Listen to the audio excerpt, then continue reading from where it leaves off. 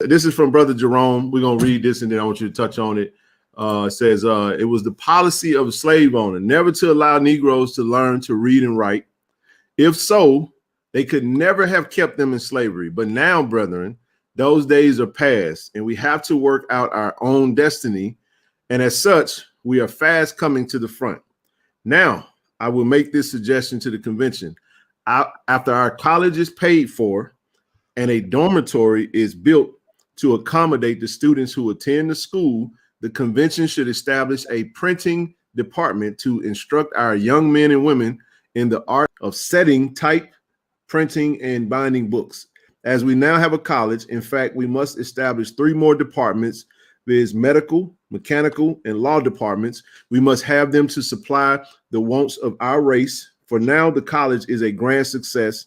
All that is wanted is more house room to accommodate the students. Then we can open these departments just as we have done thus far. A letter from H.P. Jacobs to the Missionary Baptist Convention, 1886. Hey, we still fighting for dormitory space. So let me speak to a couple of things. I'm so glad because there are a couple of things. One, it speaks to how advanced Jacobs was, because at that point, our institution was one of the few that wasn't just trying to decide, are we going to do the Booker T. Washington model or the Du Bois model? If you look at what Jacobs is saying, he's saying, why should we choose one between the other? Let's do both. So the printing press, so when we talk about the printing department, the printing press and all of that, that's the Booker T. Washington model along with the agriculture. The medical and the law, that's the Boisian. And the mechanical, that's Booker T. Washington. So that's a really visionary plan. Look at when that was, 1886. Jesus. Can anybody tell me? I'm going to do a little quick quiz. Tell me what happened. I'm trying to get my dates right.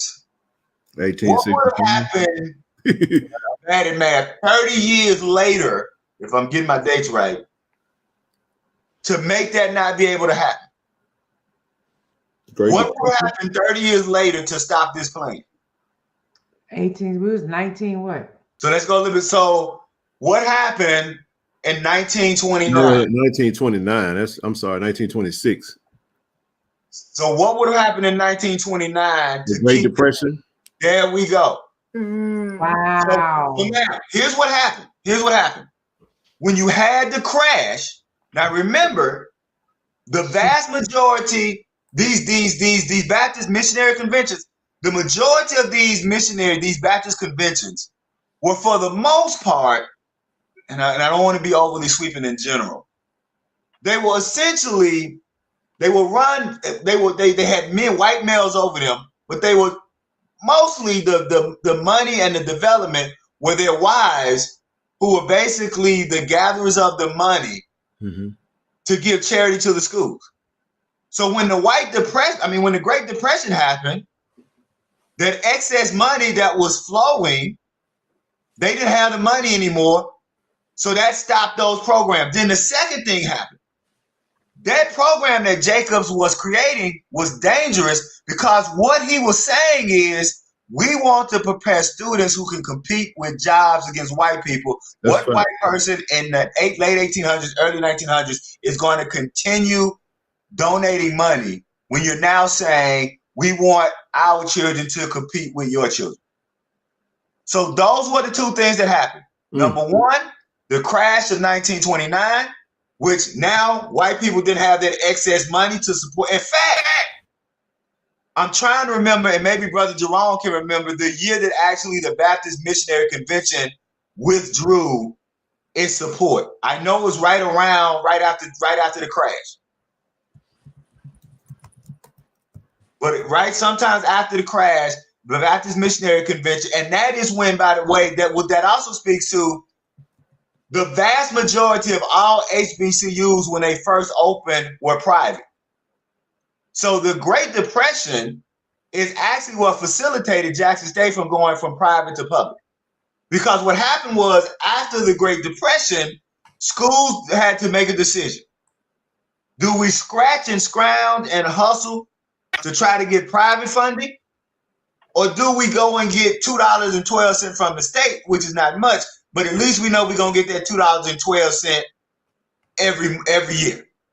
And so half of the schools remain private, and the other half of the schools said, hey, it ain't for $2.12, but we know we're gonna get that $2.12 every year.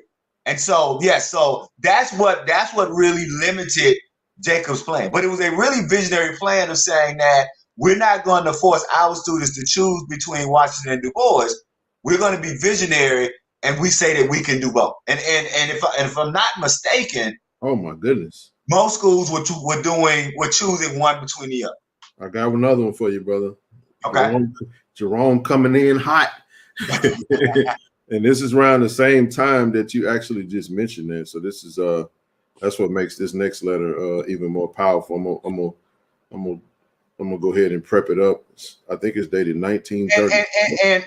And I want to say this while you're loading that, because I think it's important. And Brother Jerome may not remember this. We actually, he and I had and it wasn't a face-to-face because I called in on Swag Buzz's channel. Because I tell people it's okay for us to disagree about Mason, right? Even as Jacksonians, we're not going to agree with everything. But I think what's important is both of us sharing our wealth of history so that people can get a holistic three-dimensional picture. So Jerome is saying, if you want to drop the link, I think he wants to drop the link so he can come. Heck yeah, right? Man. Come on. So, it's power team night. Come on. I respect, even though I disagree, I'm not one who I was not a Mason fan. I'm not one who says that just because someone who thinks Mason was a good president is a bad person. All right, let's touch on this one real quick. As okay, go ahead. Ready to come on. This says 23 East 26th Street, New York City, New York, June 19th. It's my brother's birthday. Shout out to bro. 1934, President B.B. Dansby, Yep. Jackson College. Let's see.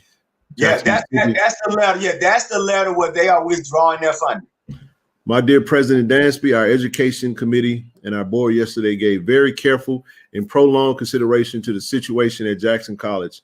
Mr. Turnbull was also here and made a verbal report in addition to his audit, which was before us. We know that the insufficient money to meet the current expenses of the school has led to incurring debts for general operation in the form of bills for commodities and the like. But we also note a tendency on your part to engage in major expenditures which are unauthorized, such as the installation of gas and purchase of a truck. The House Mission Society also finds itself unable to appropriate a sufficient sum of money to give the school adequate support for the current year, and in view of these circumstances, voted to close the school September 1st, 1934. The board has made no appropriation to cover any salaries or bills after that time. They requested Mr. Bond, chairman of the board of trustees, to wind up affairs, and enclosed you will find copies of 2 letters which I have sent to Mr. Bond. We greatly regret this unfortunate termination of an honorable record as a school, and will continue the school if possible. If Negroes of Mississippi had really wanted this school, they could have rallied to its support long ago and saved it from the unfortunate result which has come up on us. Mm-hmm. My goodness. So essentially, what they're saying that they made the Roland Martin excuse.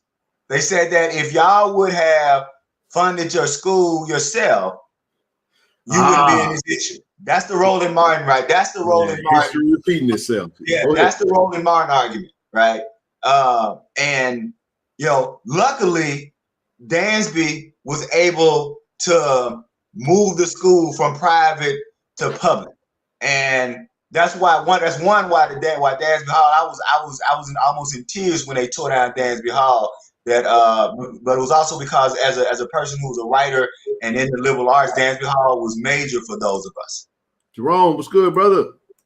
Hey, all is well. I am thoroughly enjoying this discussion. Thank you so much. Oh man, this is amazing. I love it too, I'm in man. my feelings. Can I just say, can I hold up for a minute? I'm in my feelings. I'm really emotional. I'm in my feelings because they just won't stop with us. Like, Yeah. I think when he said, and I didn't think I would get this emotional, but when he said, there is no PWI in the Capitol, they not gonna stop until that happened. So now they're literally choking us without giving us water. And I ain't gonna lie to y'all, I went downstairs and I done cussed out God. I was like, listen, how much shit we gotta take? I am human. God, I don't understand. We are not being still. We are fighting. I'm tired of fighting. I want to. Let's just be, I'm in my feelings. And I'm going to sit here and I'm going, these white people will not stop. You know what? I want to hear what Brother Jerome got to say about that actually first, because you just said a mouthful, Rochelle. Yeah. And Rochelle, you brought up a very poignant point. They've been fighting us since our inception. And it's very funny that within that letter, it said, if the Negro race, da da da da da, they would have rallied behind the school. It's really interesting because immediately after that, I think I shared on that last podcast, the Black community in Jackson, in fact, did that. Right. They rallied behind the university. The faculty and staff actually worked without pay, up until, of course, the state of Mississippi decided to make Jackson College a public institution. Right. To give you some peace of mind, Rochelle, and everybody else on the call, I just want to remind everybody that though we were given, I guess, chicken scraps or whatever, we've always been able to manage, and I'm speaking with respect to Jackson State, an elegant chicken salad. And what I mean by that is when you look at the statistics, though we are grossly underfunded, it was an Ivy League institution, University of Pennsylvania, about 2 years ago, that recently ranked Jackson State as one of the top 50 institutions that that send African Americans to medical school. That's huge. JSU also is one of the top producers that send African Americans to law school. We're now like the 5th leading producer of Black engineers. We produce the nation's, we're the #1 producer of Black male educators in the nation. When you look at STEM and computer science, like how in the world is it possible for this school to be so grossly underfunded and still under attack, yet we constantly are producing such greatness? And again, I have to tip my hat to our Heavenly Father, because as I said on the last call, in my personal opinion, Jackson State is an anointed, blessed institution. There is no other way, because when you look at it, right, and the brother who was given the stats, you could probably back me up. Back in the day, there was a hierarchy when it came to HBCUs. At the top, you had the private schools such as Virginia Union, Hampton, Shaw, Howard, et cetera. And then you had a second tier, which were the land grant schools. And then you had a third tier, which was more so kind of like teachers' colleges, or as old folks say, po folk schools. And unfortunately, within that hierarchy for the next 100 years following Reconstruction, you can see how that money and as well as athletics were tied to that hierarchy. There were only 3 HBCUs that did not fit the top tier categories that were able to kind of buck the trend and develop a brand and a household name and to build their institution. One was Jackson State. Number 2 was Grambling. Number 3 was a school called Winston-Salem State. They were able to rally, but they were able to build up a phenomenal athletic department, and of course, great marching bands. We were able to pull our own selves up by our own bootstraps outside of this, this kind of classism, if you will, when it came to HBCUs. And we were able to grow our enrollment. We were able to grow our brand. And now we see where we are today. I don't want anybody to feel discouraged by the things of the past and what's going on now. but you just have to remind yourself of where we have come and where we are now. Our endowment is way up through the roof. Enrollment, of course, is steadily increasing. We're aggressively reaching towards an R1 status by the Carnegie Foundation. We're still doing phenomenal things. But to your point, Rochelle, we could be so much greater. When you look at, having a law school and having a medical school, all those things should have been given to Jackson State by now, among other things. But we have to continue the fight. Now, what direction do we go in? Even though we're still able to produce greatness, you got the brother on the call with the hoodie. He does a phenomenal job, when it comes to social media and graphics.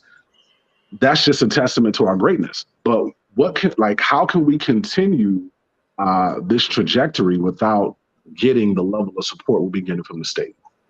And that's my question for the brother who gave a phenomenal testimony about our history. Like, what can we do to continue that and to elevate it? Because we have so much potential.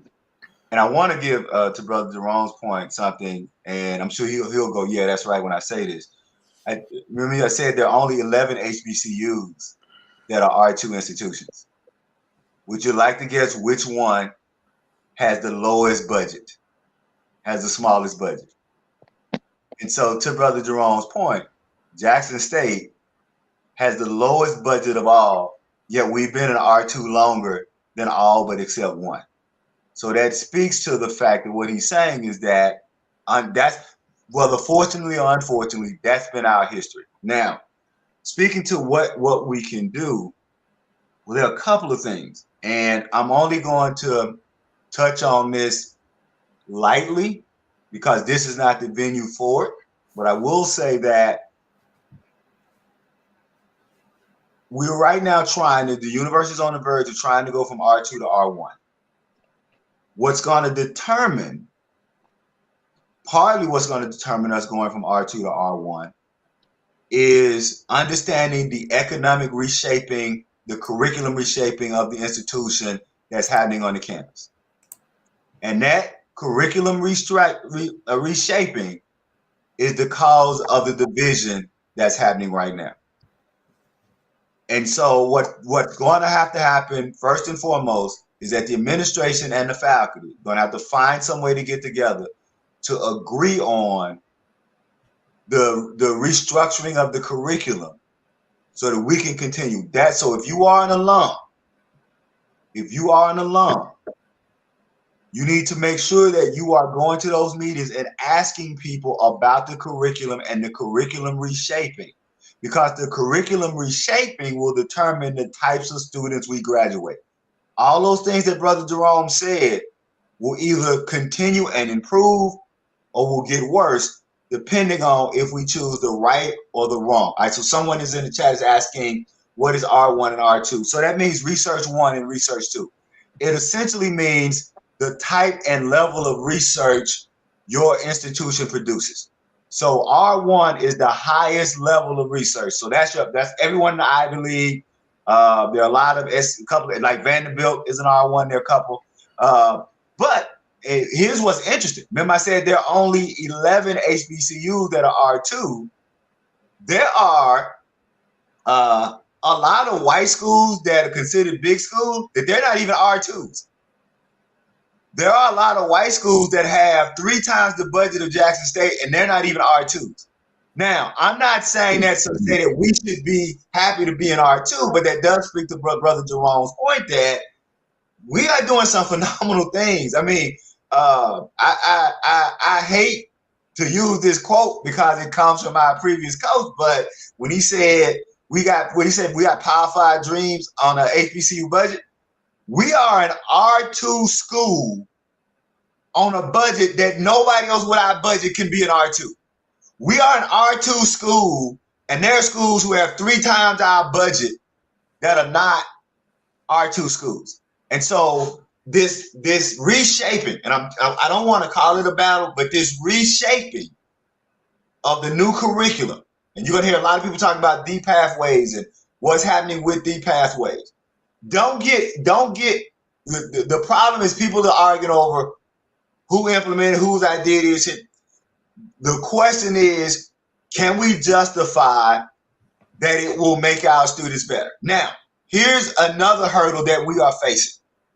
What IHL is doing to impact our enrollment, and enrollment also has to do with you going from R2 to R1. What IHL is doing is they're now refusing to fund classes that are around remediation. So what Jackson State, Alcorn, and Valley would always do, we didn't have a problem enrolling you if you didn't have the ACT score. We didn't have a problem enrolling you if you didn't have a certain GPA, because we had remediation programs. The problem is that we got so good at remediation, it was hurting Hines' enrollment. So that students didn't have to go to Hines, they could come to Jackson State and get into certain types of bridge programs. And when we say, we have to understand, when we say the bridge program, there were different types of bridge programs, and you had the STARS program.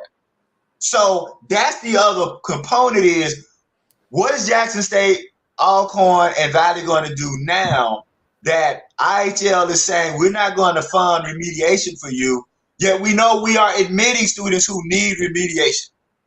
And that is the biggest point between administration and faculty is, how do we remediate students that need remediation when in fact IHL is saying we don't want to remediate? So those two things. Go ahead. I'm sorry, Brother Jerome. Go ahead. As I say, and to your point, I know what Jackson State is doing right now is that they're aggressively trying to increase our JSU online program, and it's actually worked. That is through the roof. They're going to continue to build that. I just want everybody to know there's always more than one way to skin a cat.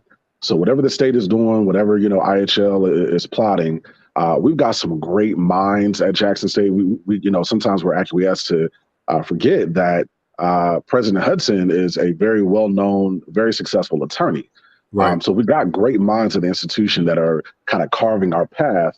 But as far as alums, what we can do in the immediate, if you work for various companies, please feel free to have your companies to connect with President Hudson for various partnerships, not necessarily monetary. It could be for internships for the students. And that is the secret sauce that we see with Hampton, Howard, Morehouse, Spelman, how they're able to consistently garner these huge donations. What they do is they send their top talented students to these internships. They're top performers there. They're hired by these companies, and then those companies are more. They're looking at these top performers like, oh, there must be more of you over here. So we got to be able to sell Jackson State to our employers the same way that Hampton, Howard, Morehouse, and Spelman do. Number two, when it comes to giving, I can say that most of our employers, they will actually match your donation up to $5,000. So let's think about that. If we, on day of giving, if we all give our donation to our employer, we could easily double our results. I think last year, 2022, raised about $700,000 a day of giving. That could have easily been 1.4 million. So there's various ways that we can, as alums, we don't have to be in Jackson, we don't have to be in Mississippi, but vocally we can use our Tiger talents and bring it to the table and kind of expand the resources and put trust in the current administration to continue to do their thing. I don't want anybody to get distracted by some of the things that, you may hear in the news. I think it's kind of surface level. And we have to remember that sometimes there's some things or some people that are left over from the Bynum administration that we're trying to, I'll leave that alone, but it is what it is. Right. Things are being restored back to where they should be. But I just want everybody on the call to feel empowered to know that we do have the wherewithal, we do have the competency, and we have the resources to fight for Jackson State, even though we're not in Mississippi. So, if you can continue to put that message out there, sir, and continue to tell our story. And that's another thing. We got to be able to tell our story. All of these research endeavors that we're doing, these students that are excelling in engineering, we've got to push them not only to necessarily, of course, support Ken and all these platforms, but they got to tell the story of Jackson State. And if we don't, guys, it's only going to slow that progress. So there's a lot of great things in motion. Sometimes things, kind of get stalled, if you will. But just know that there's other. I don't want to speak too specifically, but there's other things that the administration and the Alumni Association are doing to ensure our success. But I just want to thank you, for shedding a light on everything that you brought to the table tonight. And God bless you, man. God bless you, Ken and Rochelle and everybody else. Ken, I want to say this. I want to say this before Brother Jerome gets off because and Austin next. Go ahead. He's an involved alum, and so I want to say this to involved alum. Those of you who go to the annual alumni meetings, what often happens a lot of time is that you meet separately with the president and you meet separately with the faculty senate president. What needs to happen at the next National Alumni Association meeting is that the National Alumni needs to meet jointly with President Hudson and the president of the faculty senate, because we have to get those two entities to stop talking at each other and return to talking to each other. And that's a major problem around the new curriculum development. So I just want to say to any of the alums that's listening, or you're going to listen to this replay, that rather than meeting separately, for the National Alumni to meet separately, meet with President Hudson, and then meet, the National Alumni needs to make it a point to make sure that the faculty senate president, who is Dr. Don Bishop, who's a great scholar and leader, needs to be in the room with President Hudson, along with the National Alumni Executive Committee, so all of them can get together so that the alumni can understand what is the curriculum development, not only for the students, but going from R2 to R1.